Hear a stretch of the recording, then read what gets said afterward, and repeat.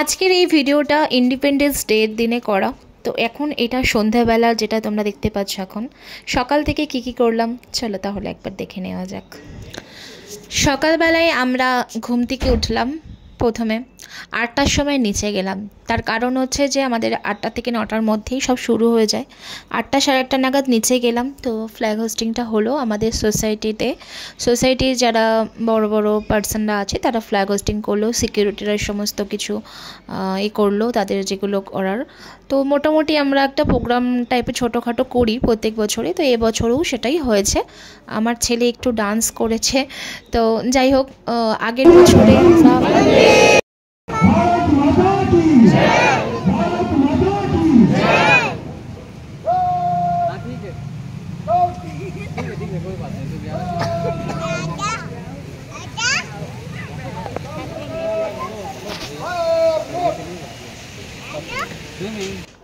তারপর আমরা একটুখানি ফটো ভিডিও করতে ব্যস্ত ছিলাম। তো সবাই বলছিল ফটো কর। তো মোটামুটি ফটো ভিডিও দুটোই করছিলাম। তো সবাই ভাবছে ফটো করছি, বাট ওখানে আমি ভিডিও করছিলাম। আর রিদ্ধি তখন বলছে হ্যাপি ইন্ডিপেন্ডেন্স ডে। রিদ্ধি খালি যতবারই ভিডিওর সামনে বা ক্যামেরার সামনে আসছে ওই একটাই কথা। আর ওর হচ্ছে তোমার একটা সোলো ডান্স ছিল। এবারে আমরা আর কোনো গ্রুপ ডান্স করিনি। আমরা গত বছর সব লেডিসরা একটা গ্রুপ ডান্স করেছিলাম, বাচ্চারাও করেছিল, বাট এবারে আর কিছু করা হয়নি তেমন কিছু। তো এবারে আমরা দুর্গাপুজোর প্রিপারেশনটা এখন থেকে শুরু করে দিয়েছি, যেই কারণের জন্য 15 আগস্ট আর প্রায় আমাদের গ্রুপের অনেকেরই জ্বর টর হয়েছে, শরীর খারাপ। আমার নিজেরও গা হাত পা ব্যথা ছিল, শরীর খারাপ ওই দিন। যাই হোক, তো 15 আগস্টের ভিডিওটা আজকে আমি তোমাদের কাছে লেট আপডেট দিচ্ছি। আমার এডিট করার সময় ছিল না সেই জন্য। তো রিদ্ধির একটা সোলো ডান্স ছিল, বাট এখানে আমি গানটা দিতে পারিনি। ডান্সটা দেখো, গানটা দিলে কপিরাইট ক্লেম খাবো, যেই কারণের জন্য আমি গানটা এখানে দিইনি। কারণ কপিরাইট ফ্রি মিউজিকটা আমার আর নেওয়া হয়নি। তো সেই কারণের জন্য গানটা এখানে আমি বন্ধ করে দিলাম। কপিরাইট ক্লেম খেতে আর চাই না। যা ক্লেম খাওয়ার মোটামুটি আগে সব কিছু জানতাম না, অনেক ক্লেম খেয়েছি। তো এখন বর্তমানে আর একদমই ক্লেম খেতে চাই না কপিরাইটের জন্য। কারণ আমি আমার চ্যানেলের কাজটা আবার নতুন করে অনেকদিন হলোই বন্ধ ছিল, প্রায় 1.5 বছর আমি কিছু করিনি। তো আবার নতুন করে চালু করেছি।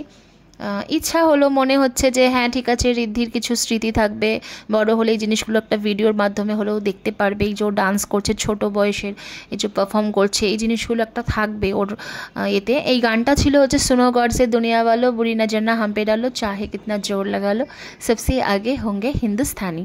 যাই হোক, গাইতেও চাই না, গাইলেও যদি কপিরাইট ক্লেম খেয়ে যাই কারণ বিশ্বাস নেই। তো সেই জন্য আমি কবিতার মতোই বলে দিলাম যে সুনো গড সে দুনিয়া বলো করছিল। মোটামুটি ভালোই করছিল, সব বাচ্চারাও এনজয় করছিল। আর ও একা পারফর্ম করতে খুব পছন্দ করে, গ্রুপের থেকেও বেশি সোলো ডান্সে ও যেন আরও বেশি পায়। যাই হোক, এই বনিটা চলে এসেছিলো, আমারই বান্ধবীর ছোটো মেয়ে আর কি। তো ও চলে এসেছিলো, ওকে আবার রিদ্ধি বললো ইশারা যা তুই এখান থেকে। এবার ও আপসেট হয়ে গেছে। রিদ্ধি দাদা আমাকে এমন বললো, ও ওর পাপার কোলে উঠে যাবে, আপসেট হয়ে গেছে। আসলে ওরও ডান্স করতে ইচ্ছা করছিল, বিকজ সি লাইকস ডান্স।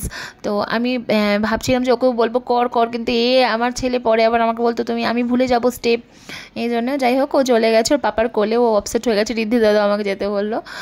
যাই হোক, তো রিদ্ধি নাচ নিজের মতো করে যাচ্ছে, ওখান দিয়ে কত মানুষ পাস হচ্ছে, সাইকেল যাচ্ছে, বাট ওর কোনো ভ্রুক্ষেপ নেই। কারণ বিকজ হি লাইকস ডান্স, মানে আমার থেকেও বেশি পছন্দ করে। তো একা মোটামুটি ভালোই করছিল।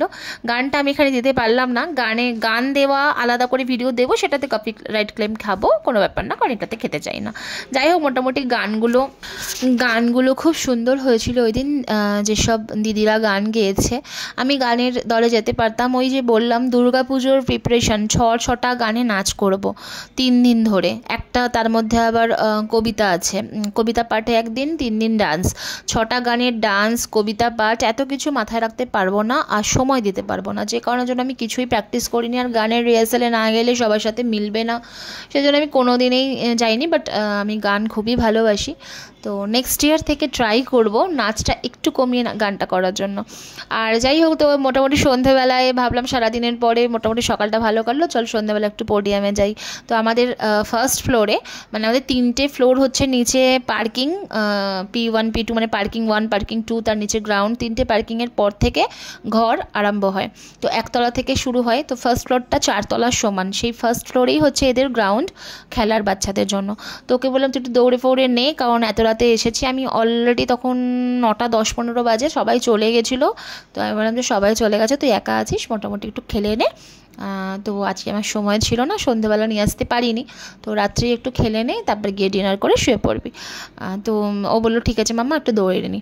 তো ঠিক আছে, দৌড়ে নিল মোটামুটি। তারপরে একসাথে একটু সময় কাটানো বাচ্চার সাথে হয় না, তো কিছুক্ষণ সময় কাটালাম। তো যাই হোক, মোটামুটি আমাদের এই লাইফস্টাইল এইভাবেই দিন কাটে। কেমন লাগলো তোমাদের ইন্ডিপেন্ডেন্স ডের ভিডিও জানিও কমেন্ট করে।